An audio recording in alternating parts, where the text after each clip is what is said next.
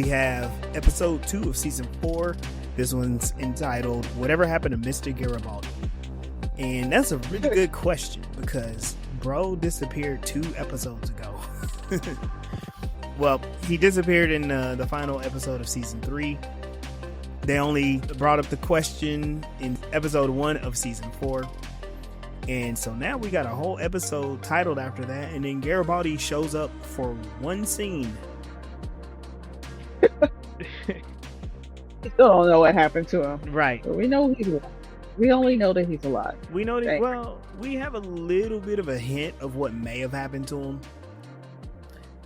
And I have to commend Jerry Doyle because it's an intense scene. He was acting his butt off in that scene. The only thing that was missing was like sweat pouring everywhere. That's the only part that would have made it a little bit more dramatic. But you know, it's cool. So, what are your overall thoughts of this episode before we jump in? It pushed the narrative a lot. There wasn't anything too deep outside of questioning death, I guess. Oh yeah. Or questioning life, really, by contrasting it to death. Other than that, we didn't see all that complex storytelling that we usually get. It was just a continuation of what we know happened. It was a continuation of what we know happened because the end of episode 1 is there's Sheridan hanging out by a campfire and there's this tall alien dude just pestering him. And now we got much longer of a conversation, which it'd be interesting if they had gone on and did the whole episode as a conversation between those two. I don't know if Boxleiner is that strong of an actor, but I think, is it Bruce Boxleiner? Yeah. But I do think like that would have been interesting if there was a way for them to tell the story of this episode in kind of a black box style setting, you know? I don't know. Yeah. But there's also the small problem of mortals trying to write immortals. Like, how do you make something more wiser and intelligent than you? Yeah. When you only have the intelligence that you. Yeah. True. Yeah. And there were some interesting things that came out in their conversation. And I think what was shared helps to shed some light on what the Minbari believe. Because to me, he spoke very much like a Minbari. It could just be the writer, J. Michael Straczynski. Like, that just bleeds through. That's just the way he writes. And unfortunately, he doesn't have a different way to express these existential ideas. I don't know. Possibly. Yeah. Yeah, because it is really consistent throughout the show. Yeah. Like, even when Jakar does it, it's still kind of similar. It's the same voice. Yep. We'll jump into it. So, opening the show, we got Dr. Franklin doing his doctor's log.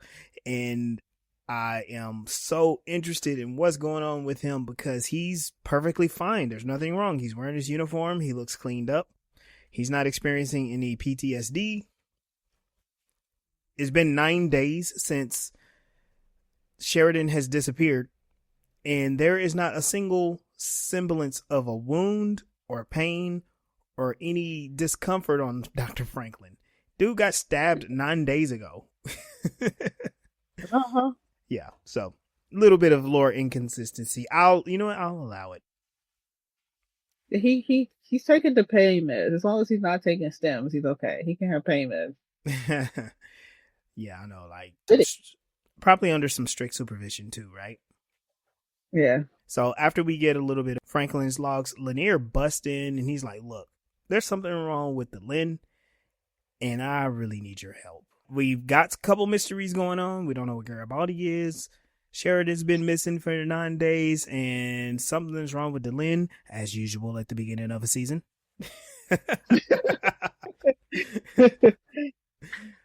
We quickly switch to Zahadum, and Sheridan is still there.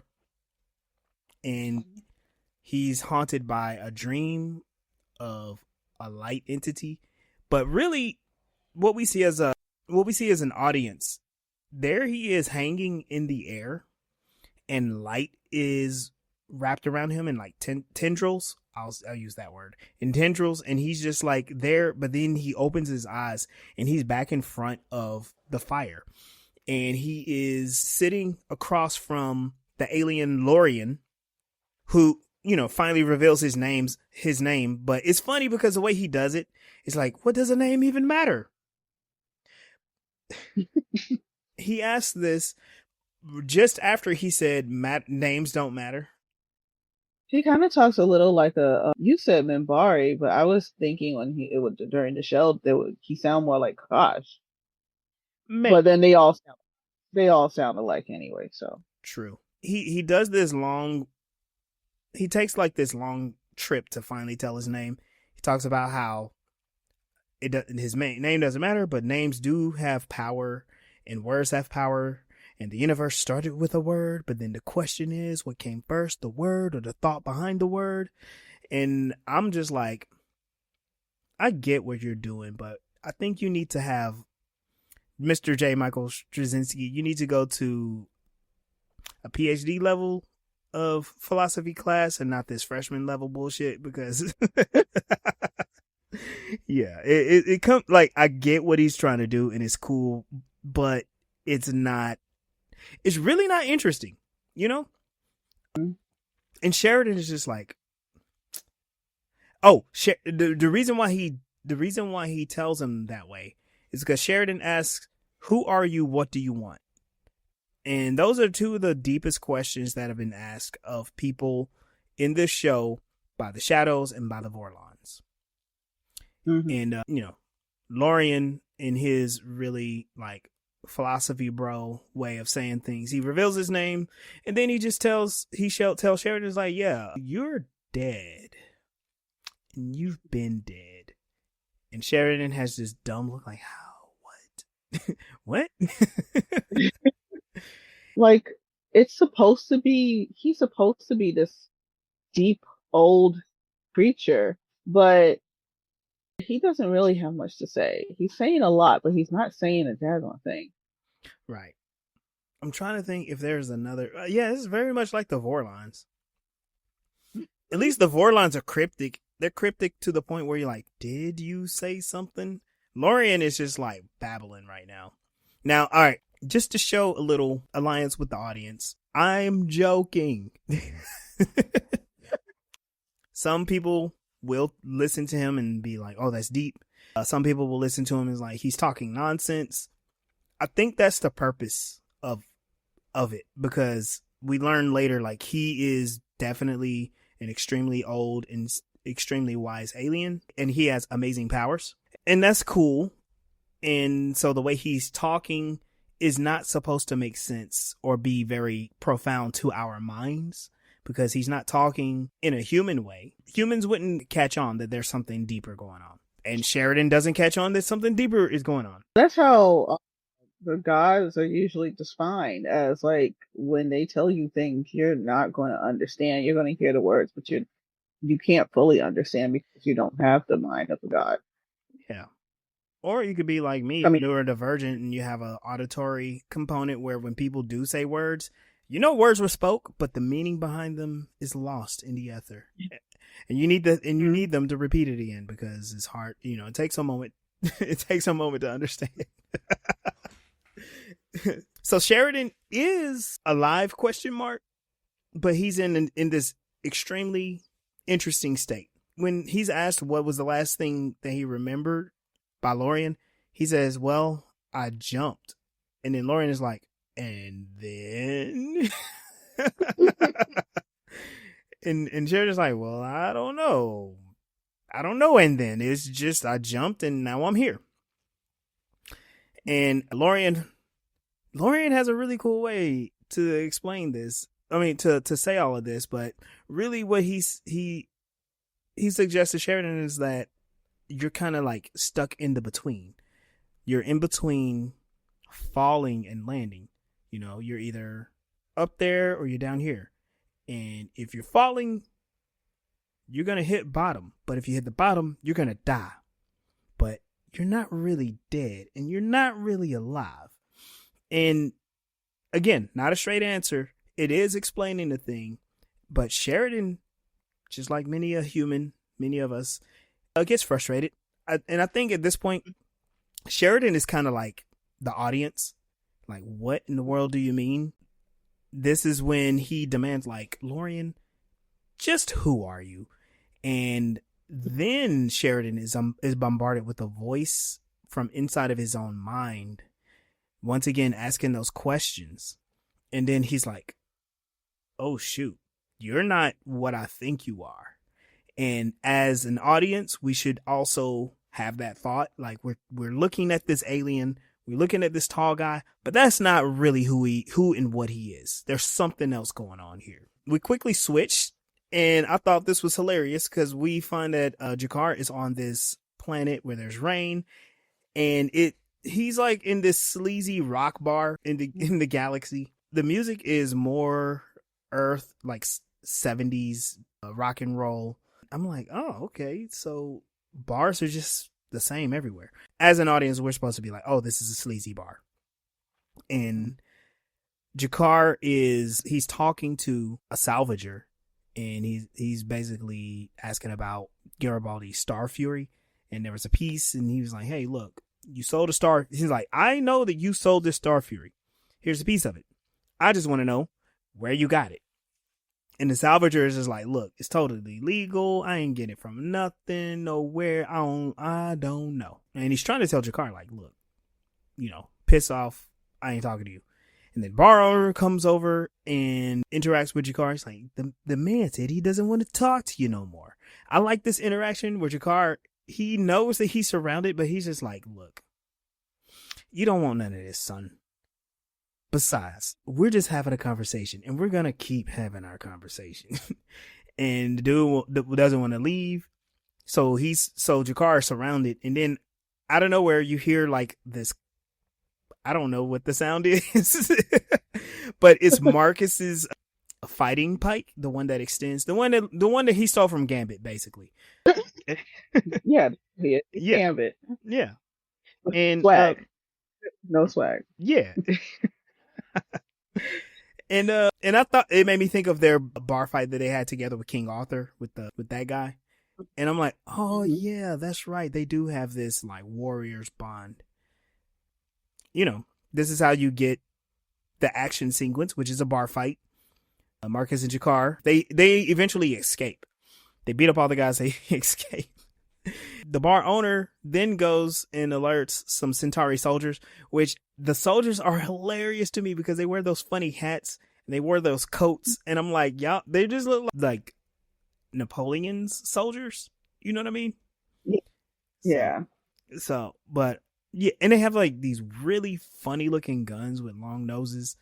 I'm like, y'all just have to be the most flamboyant, extravagant things ever, right? Being part of the Empire. So I think it's funny just that language is consistent with those guys. Yeah. Yeah. I thought it was I was wondering like where they are. Like, why are Centauri soldiers the people that they call when they want to call the cops? Right. And then like also since Centauri basically look like everybody else, were these like Centauri that were dressed normally or like human normal for some reason? No idea. Those are the questions that I had in my head watching that scene. That is a good question of where they are, because they didn't name the planet, they didn't name the bar, they didn't name anything. You just saw G'Kar's face like, oh hey, I know that guy. That's pretty much it. So we go back to Babylon 5, and this is where we learn that the problem with Delenn is that she's grieving, and in her grieving, she has committed herself to fasting. And Franklin is like, look, I know this is how you people I'm sorry. I know this is how you people like grieve and all that stuff, but you're half human too. So you're putting too much stress on your body because the human side of you is extremely weak. Why did you do such a stupid thing? One of the notes that I wrote down for this scene was the cinematography was cool, because when they show Delenn meditating, she's like on her couch or whatever, but they're shooting from behind her bar and you see all the like, glasses and containers and stuff. It looks really cool. And this camera is kind of gliding from right to left as Franklin comes in. And then as they start to talk, it zooms in and frames just them two in the background, all in one shot. And I was like, that's pretty interesting. That's some, like, the 90s and early 2000s were playing around with that type of cinematography until we got like that guerrilla style of things where everything's supposed to be real. But this is kind of, I don't know what to call it. It's interesting. It shows you, it grounds you in the world that it's in, but then it helps you focus on the characters. Besides, I bet they spent a good amount of money on those props, and they're like, we need to show this stuff off.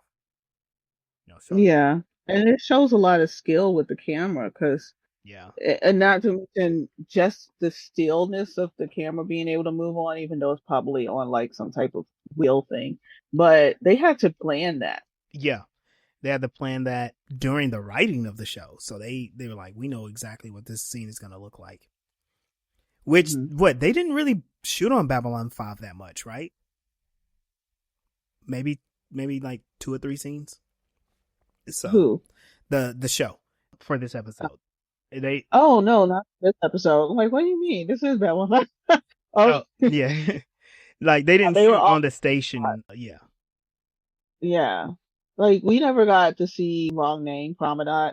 Oh, the Zocalo. the Zocalo, yeah. Yeah. It was just like her quarters basically, and the Franklin's office. I don't think we saw anything else. Yeah, pretty much those couple of spots. During this conversation, there was something really interesting. Delenn talks about, she speaks kind of in a regretful way. She says, like, people always say that the Minbari don't tell the whole truth. She's saying that knowing that that's exactly how they are. And she's lamenting the way that she handled Sheridan and Anna. Because Sheridan, we talked about this last episode. Sheridan left because of his wife, Anna, and he was upset at Delenn that she didn't tell him the whole truth, didn't give him all the information. And now she's like, maybe I shouldn't have tried to protect him and just trust him. And I'm 50-50 with her. 50%, yeah, you probably should have given him all the information, but the other 50% is like, don't trust that dude. He's immediately going to try to kill himself. So, like, I guess if you're going to trust him, trust that part of him. Right. He's going to do some harmful stuff to himself. It's not like she's ever had malintent when it came to holding information. She always really contemplated what information she chose to give out. One could say, you can't tell everybody all your business. And that's exactly what she does. She does not tell everybody all her business. Oh, yeah. So you can't really fault her for that. It's not like she lied. She's just, That's true. She doesn't tell everybody all her business. And we're still, like, I've been saying this for 3 previous seasons, and I'm saying it during this season. Delenn still hasn't told her secret. She's still hanging on to a very big secret about Delenn herself. There's another secret. Oh yeah. There's another secret. It's a big one too. And she's had a few, but the other one was that the Minbari were being born in. So the Minbari souls were being born in the humans. That's what I thought the secret was, and now she got another one. Yeah, it's a big one. It is a big one, and I'm gonna stop there because I don't want to. I mean, some of you guys have already seen the show, but I'm gonna just let that hang out over us because Delenn, as I keep saying, is a shady person. She be knowing stuff and she ain't telling nobody. So the end of that conversation, she just tells Franklin, I'm gonna continue my fast, and I promised. What did she say? I promised Sheridan that I will meet him in the next life.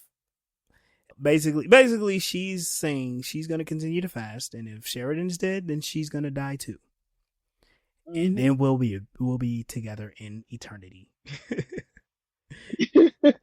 Yeah. Well, yeah, they did make that promise to each other before that showdown with the shadows at the end of season 3. So they kind of have this interesting commitment. We'll jump back to what that is soon. Back on the planet, wherever it is, Jakar is in hiding. Him and Cole escaped, and Cole is like, "Hey, we're being followed. You must have did something." And Jakar's like, "I can't believe that they're still following us. Something's wrong." And Marcus is like, "Yeah, that worries me." And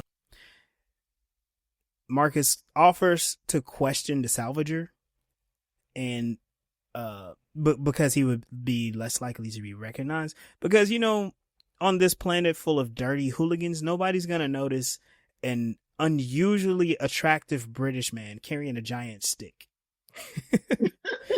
with the fabulous hair just flopping around, No. and that perfectly goatee. even if he is noticed, like he's not a celebrity. He's not a celebrity. Yeah. He's not like a gangster or anything like that. Yeah. Yeah. Whereas Jakar royalty. Right. Exactly. Which that kind of bites him in the ass in a minute.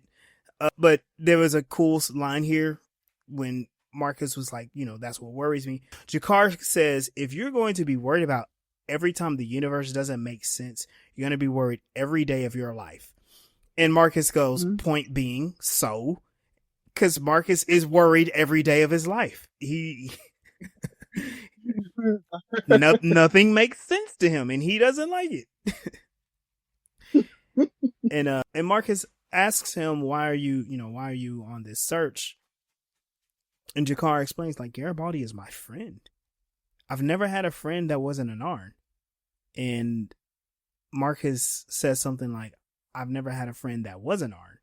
And, they kind of have this interesting bond back and forth. But the whole search for Garibaldi isn't anything different than Jakar believes that he owes some gratitude to Garibaldi. Not just because of the way Garibaldi has like done things for him, but they've developed this friendship. And it's interesting because Jakar is the one who developed the friendship with Garibaldi and not Londo. In fact, every time Londo really reached out to try to make friends with Garibaldi is like, man, no, fuck you. I don't like you. Yeah. Jakar and Michael kind of had this mutual respect for each other. Even if they weren't like buddy, they kind of respected how each other thought. Yeah. Which was really cool. And the bond that they had with each other with the Book of Jaquan, and how Garibaldi was like calling Jakar out on it. It's like, look, if you want me to read this book but you don't want to follow it, that makes you a hypocrite. And that means it's nothing. I'm going to turn it back into you. And remember, Jakar was like, what? And they had to turn that whole thing around, and like Jakar had to like really get the troops in order. And that was an honest thing for Michael to do. And he's not an honest person. Like, he's kind of sleazy, but that was a really respectful thing he did, to be like, hey, you said you live by this, you live by it then. Like, right. Hold accountable. And back in that barn, the Centauri were actively hunting for Jakar. They were offering a reward. And this is where they're flipping through that paper, and it's like this, it's like a hexagon type shaped paper. And I'm like, why we got this weird ass paper? Just print out some paper. Or, I don't know, if you're 200 years in the future, use a goddamn computer. Yeah, consider that they had intergalactic travel before 1,000 years before humans. They use paper out of aesthetics. They don't. It's so they can keep up the time period they're supposed to be cosplaying. Yeah, and that's where we learn they have a bounty on Jakar, and it's a reward, dead or alive. Of course, the sleazy bar owner wants to get him for whichever one is going to pay him the most.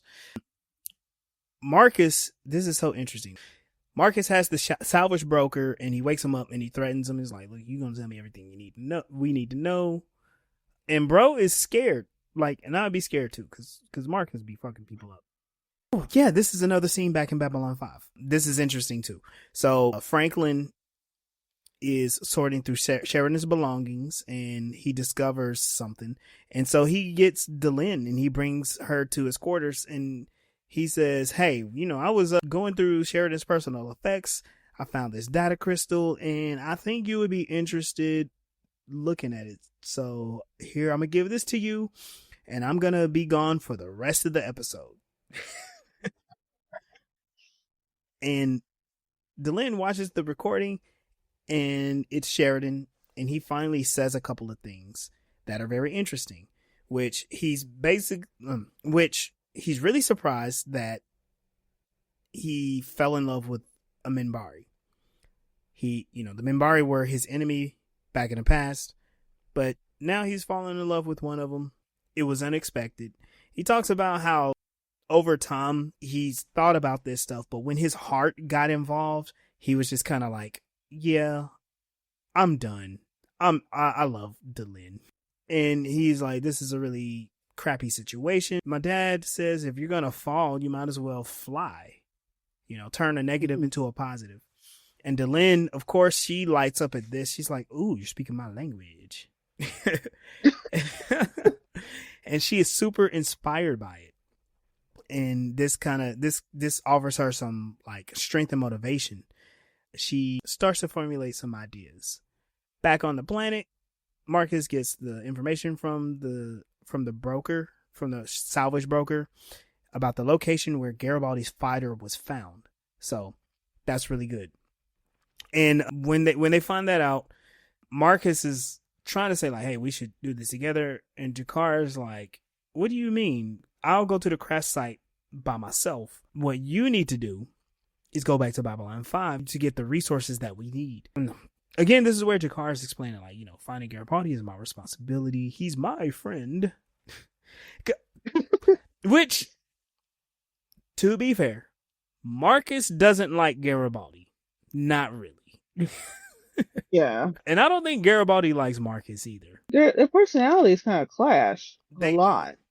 They do. Both of them are headstrong people, but one of them knows what they're doing. The other one is Garibaldi. So yeah, and like Garibaldi thinks that he's got all the riz, but he doesn't. No. Whereas like Marcus has all the riz, but thinks he doesn't. They're complete contrast. Yeah.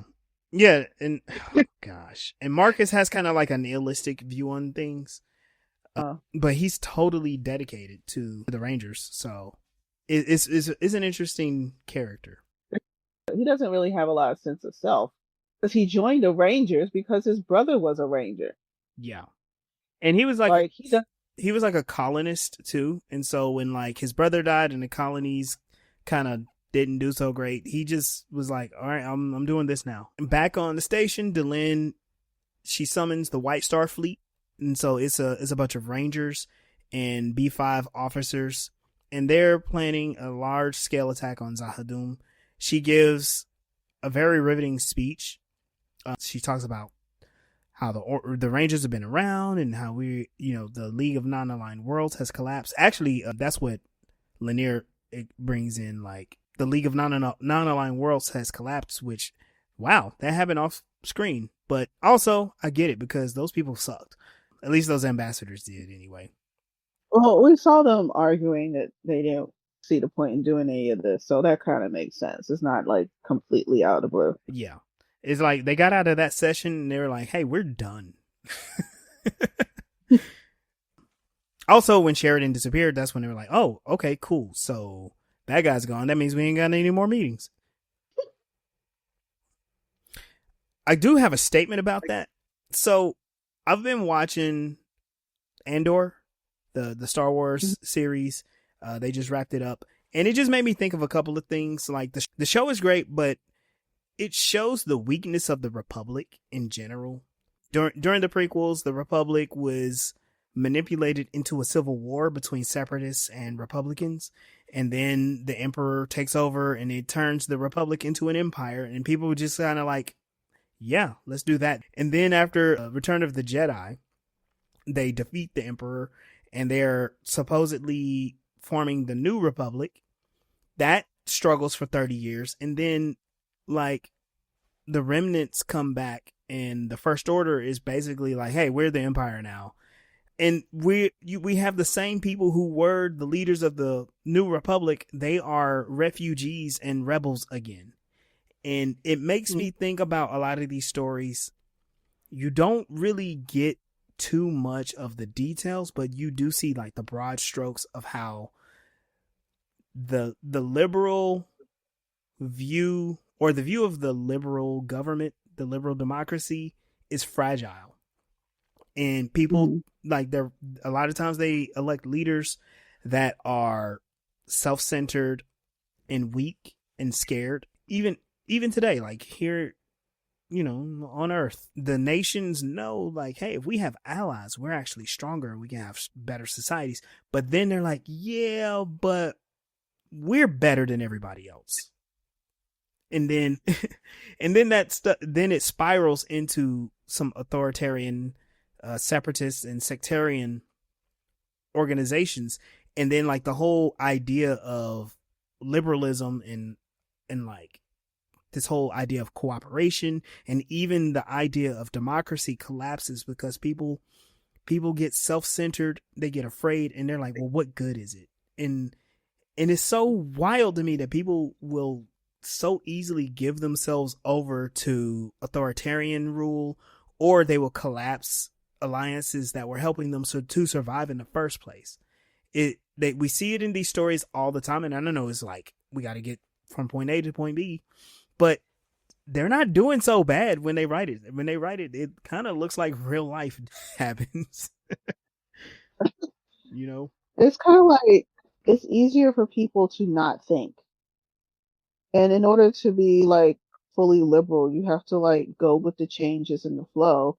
To be conservative, you just do what was already done before and you just hold on to that. So there's a lot less thinking, I think. So that's my theory. That's what came to mind. I kind of agree with you, and I'm writing this.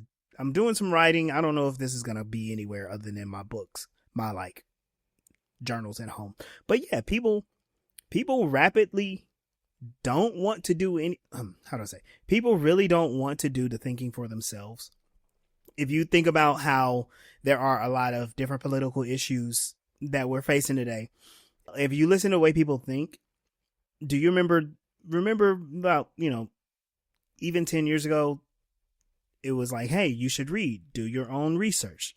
Here's some things that we need to be paying attention to, and we need to learn history, and we need to learn how to communicate. And there's a bunch of people who is just like, nah, I don't want to do all that. We should just give all of the decision making and thought making to other people. And they're rich, so they're probably good at it. So let's just do that. From a political standpoint, I probably don't understand it that well, but from a psychological aspect, most cultures, especially Western cultures, we're raised to think that way. Yeah. We're raised children to see the teacher as the authority, the adults as the authority, and there's always someone supposed to be over you. Even the people that are in authority are under God. So there is shaping the thought process of I have to be under something. So they have this psychological fear that they don't understand of taking control of their own life. Like being able to have the freedom and the liberties and the power to control your own world is something they're afraid of, even though that's what humans are supposed to do. We are the ones with the biggest brains and most adaptivity. Like that's the only advantage we have. There are so many animals out there who just by being themselves will take us out. The only reason why we're alive is because we can think. And then for generations, and for generations we've been taught that is wrong. Yep. Stay Well, under control, and we're not going to fix Gilly Squat until we learn how to stop being scared of yeah. thinking. Well, and that's the thing too. There, certain beliefs and ideologies are taught to people, um, so they don't think, so they don't investigate, so they're not curious. It's like, oh, if you go to college, you're going to be brainwashed. Don't do that. How dare you learn? And it's like, what are you talking about? Anyway, all right, I'm gonna jump off of that one.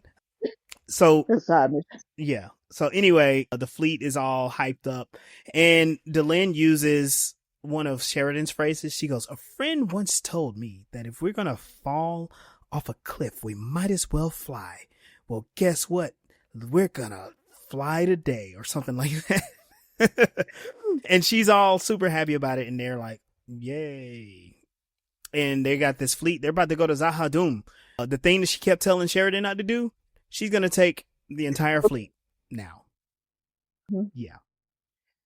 Now, and I'm still like, doesn't she know that he's supposed to survive this, even though he's dead?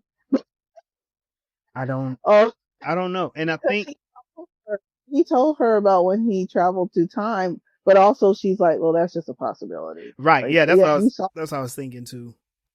Yeah. Yeah, it's like that's a possible future. She has this interesting belief in fate and destiny, but there's also this uncertainty, like we don't really know if that's actually gonna happen. So yeah. So we switch to Centauri Prime, and Londo is summoned by Varini, and every time this character comes on screen now, this dude is like scared of it for his life. He's like, look, the Emperor has summoned you. He's like, well, I'm not ready. He's like, no, you need to go because he got something for you. He's like, so, yeah, all right, okay. So Londo makes it to Cartagia's throne room, and Cartagia's like, hello. It took you a little bit of time to get here. What took you so long, Londo, man, okay, I love this acting, by the way.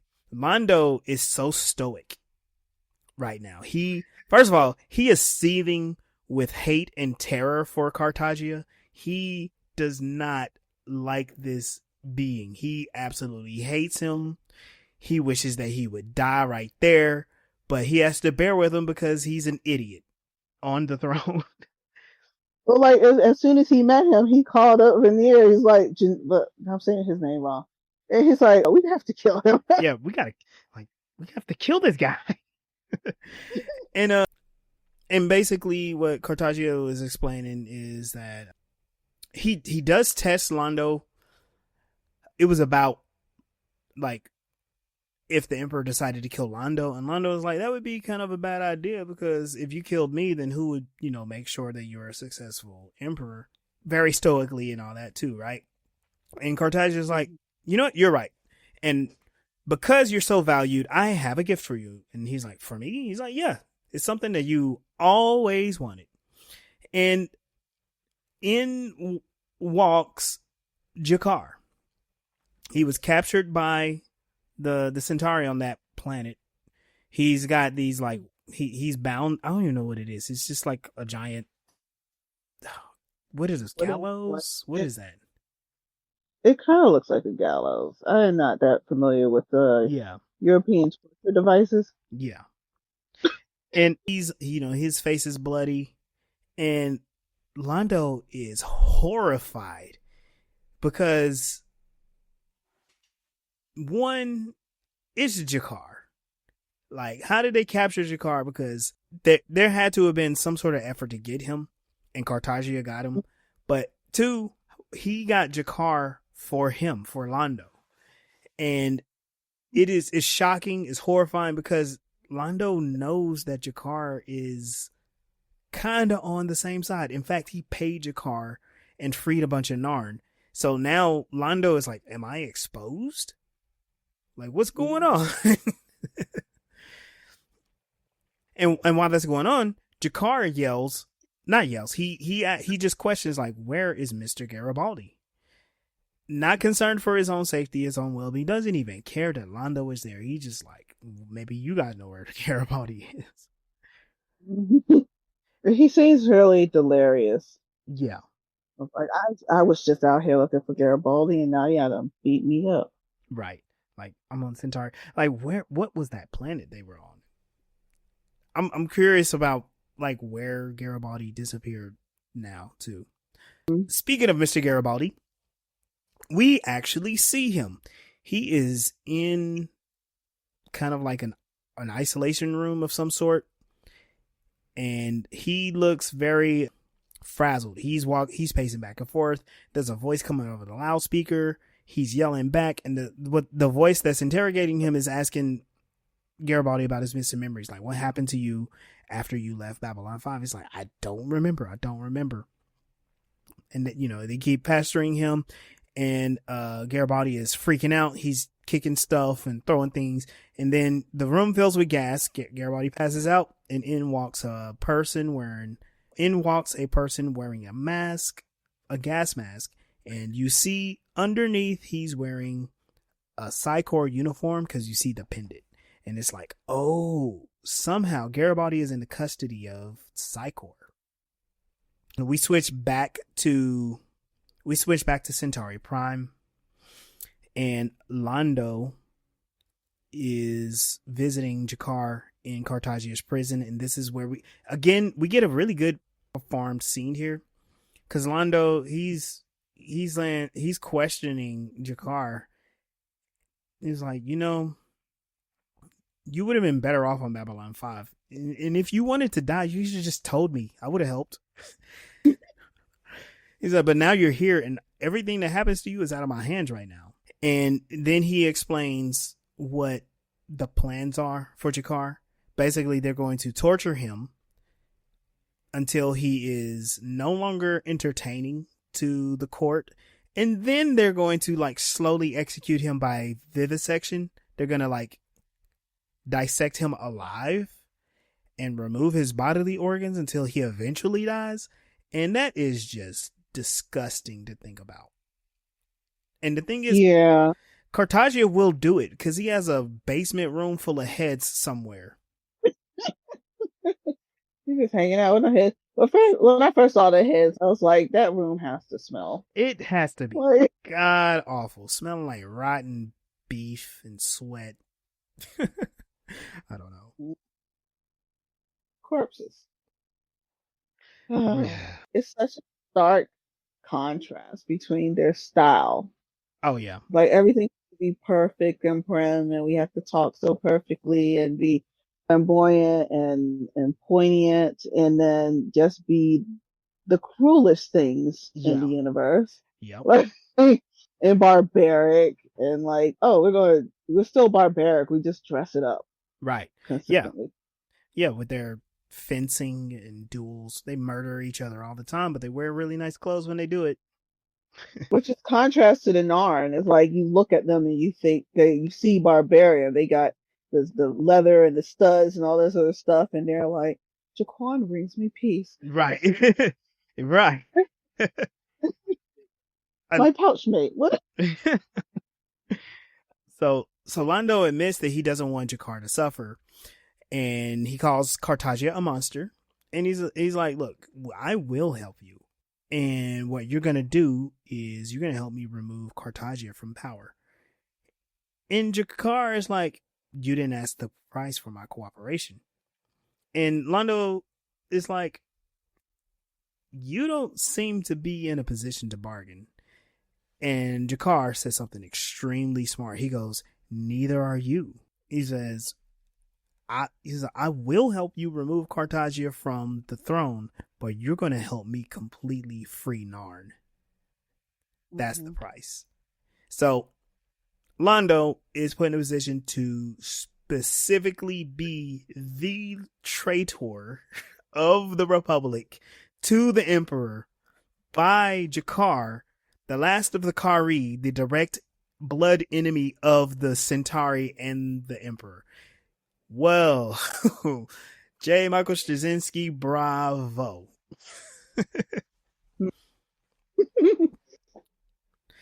And Londo accepts those conditions. So he's a traitor. This is the redemption of Londo. And Sunday's not available to hear and see this. She would totally be booing all of this. Yeah. But yeah, this is the redemption arc of Londo. And she would also be mad. What's her name? I Um, can't remember her name right now. Lynn? Elaine. Yeah. Now all of a sudden she's questioning whether or not she should have given all the information. Oh, Sunday yeah. always Like, just could have give told them all the everything. information. Yeah. Why are you withholding information? Yep. So, back on Zahadum, Sheridan is back in front of the fire, speaking to Lorien, and this is after he had like tried to find his way out. He's literally trying to escape, and he's like, I'm just back to where I started." And he's like, "Yes, back at square one." And this is where Lorien does explain what the actual situation kind of is for Sheridan. And he's explaining, I was like, yeah, you're kind of in between life and death. You know, the tick and the talk. The tick is death. The tick is life. The talk is death. But you gotta let go. You have to die. And Sheridan's like, I can't die. There is a war, and I need to be able to help these people win the war, and I need your help. And Lorien refuses to assist. And that's the thing too. Like, Lorien is like, up until this point, each time that he's asked for his assistance, his help, for his information, he's refusing to, because he's just like, man, y'all are just some kids. I don't know. Y'all just need a little bit more time to figure this shit out. Like, I've tried and y'all suck. Look, why can't y'all just play and not hurt each other? Right. It's like, it really sucks when I see my own kids fighting each other. They taught them better. When Sheridan hears this, he's got like, kids, are you like one of the first one? And he goes, no, I'm not one of the first ones. I am the first one. And this is where we learn the truth about Lorien. Kind of. So Lorien apparently is the oldest being in the universe. He said to Sheridan that when the molecules of your planet decide to form themselves into land, I was old. Like, that's old. So like, if we take some of our more recent hypotheses, Lorien is over 4 billion years old. Unless you're a young creationist, then he's only 6,000. Oh my god. Oh, and pretty young. Let's just ride on past that, because I mean, I know our show isn't super popular, but I don't want it to be bombarded by some apologists who are just gonna rage over a sci-fi show. Anyway, and so Lorien reveals that he knows a way out of their current situation, and that the shadows are drawn back to the planet because Lorien is there and active. He states that the shadows believe that their actions towards him are respectful, but he believes that they no longer understand what respect is. He also has some issues with the Vorlons, and Sheridan realizes that the light being in his dream, that's with the tendrils that are holding him, are possibly Lorien. And Lorien is like, yeah. Do you know that you have a Vorlon inside of you? And I'm like, what? I mean, that's the revelation. We kind of figured he was there, right? Sunday also hypothesized that too. Lita Alexander knew that. Yeah. Sheridan would hear the voices, but now it is confirmed by a third party in Lorien. And he explains that Vorlons sometimes travel within side of beings, so they can learn different things, experience different things. And this is when Sheridan remembers Kosh's voice urging him to jump down that cavern. And Lorien is like, yeah, I think I spoke to Kosh one time at some point. So it's like, how old are the Vorlons? They're pretty old too. Yeah. And I mean, they've been having this fight every few thousand years, so yeah. And he explains that like the Vorlon and Sheridan are afraid of death. They're both are afraid of dying, and so they're clinging on to life, but that's preventing Lorien from actually helping them. Oh, that's how he can go into that space. Right. Vorlon part of him. Okay. And Because I like where he was. yeah, right.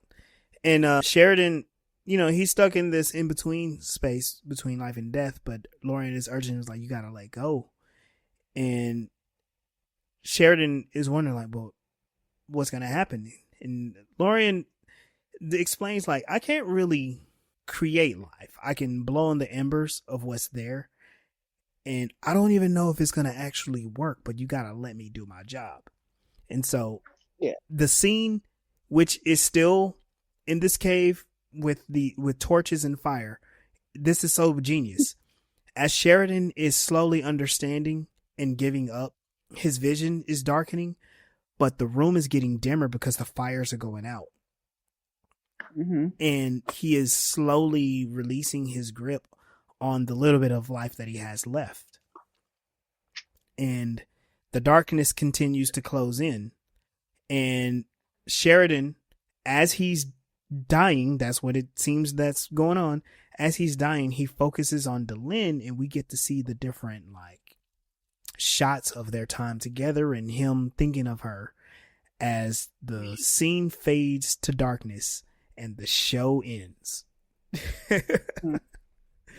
Yeah, So, it's kind of reminded me of when Kosh tested them with the Inquisitor, and he's like, "Well, y'all gotta be able to die for this."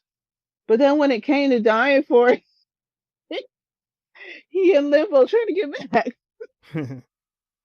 this is something that I think that's, they do that in a lot of these sci-fi shows. They've done it in the 90s. They're doing them even now. And it's always like, you got to give up your life.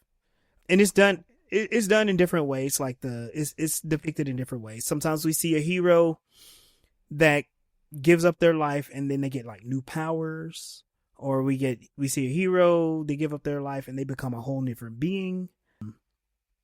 I'll repeat again. I watched Andor, which I really like that show. When we get a chance, when we get some time, we got to do some episodes on that show. But in Andor, that whole show is about giving up your life.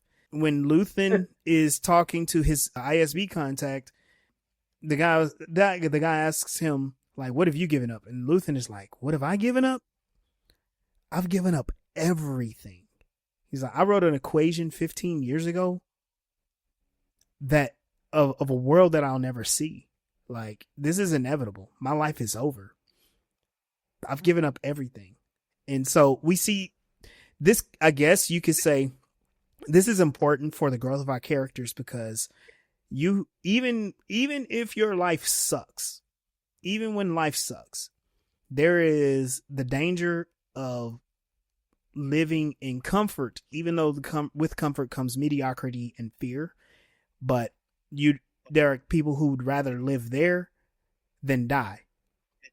But then, Yeah, on the flip side, it's like, if you really want freedom, if you really want liberation, if you want to win this war, you have to be fully committed. You gotta die. You can't hold anything back. And so we're seeing this in this show, and it's really interesting. yeah, and there's always a risk to getting the things that you want. Yeah. So that was one of the themes of Sinners. Oh, Like, yeah. stay in the protectiveness of the thing that's going to eat your soul, or are you going to risk yourself and get your body eaten? Yep. It's like, it's a risk either way. Do you risk holding on to who you are, or do you just risk who you are, let go of who you are? There's that, and there's also Nosferatu in the whole vampire mythos. Mm-hmm. In the most recent Nosferatu, the way that they depicted him, he was a giant rotting corpse. He was gray. He was disgusting looking, and it's like, that's what immortality looks like. You look like walking death. You ever have somebody say that to you when you were sick? you like the death warmed over or something like that. Uh-huh. Yeah, I've heard it said before, not to me though. Okay, good. Because what good is life if you're dead inside, right? Right. And I mean, that happens. Yeah, it's a good metaphor for living, for surviving and not living. Like, even if you're thriving, you're living, surviving. I could compare it very, I don't, this is a very realistic comparison, but when I worked as a teacher, I was surviving. I was not living. There was nothing about being a teacher that was the true me, unless I was doing it behind people's back. Because I wasn't really allowed to be the creative me. I yeah. had to fit into the mold of what who wanted teacher to be. And yeah, then it was also my job to make the kids try to fit into the mold that they want the kids to be. And that is miserable for me. Hmm. A friend of mine sent me a meme. It says, "Every time you live your truth, you free an ancestor who was forced to hide theirs." And that's kind of interesting too. But I also look at it like every moment that you live your truth, that you're your authentic self, you are truly liberated, and you are showing resistance to these different systems that are trying to stamp you out, you know? And so it is very interesting. And that is, I would say it's interesting that they chose the language that they have to put in this show, but it does lead somewhere. So we're finally coming off of that cliffhanger of Sheridan jumping down that hole. Yep. We're all like, and this is still, we got one more episode for them to address that. So they're taking their time to like really hash out what is going on with Sheridan, what's going on with the Alliance, how we're going to deal with the shadows, and what is up with this war now. You know? Well, him falling down the hole is a pretty big thing that just suddenly happened. So, like, if you just answered it real quick, that would suck. Yeah. All right. Any last thoughts here? No, we've had a lot of thoughts. Well, I don't think I can summarize them either. That's cool. Well, let's get out of here. Thank y'all for joining us for this edition of Voices in Hyperspace. You can continue the conversation on our Facebook page, Voices in Hyperspace, and catch us up on TikTok and Instagram at Voices in Hyperspace. I'm Legendary Black Lion. Y'all can join me at my Instagram page, Legendary Black Lion. I may have some projects coming up outside of my writing, so keep an eye out there. I'm Captain Mill Asylum. You can find me at millsrebellion.com and keep up with the writings that I publish and find my social media. Awesome. Well, we'll see you next time. Until then, we'll see you out there. Peace.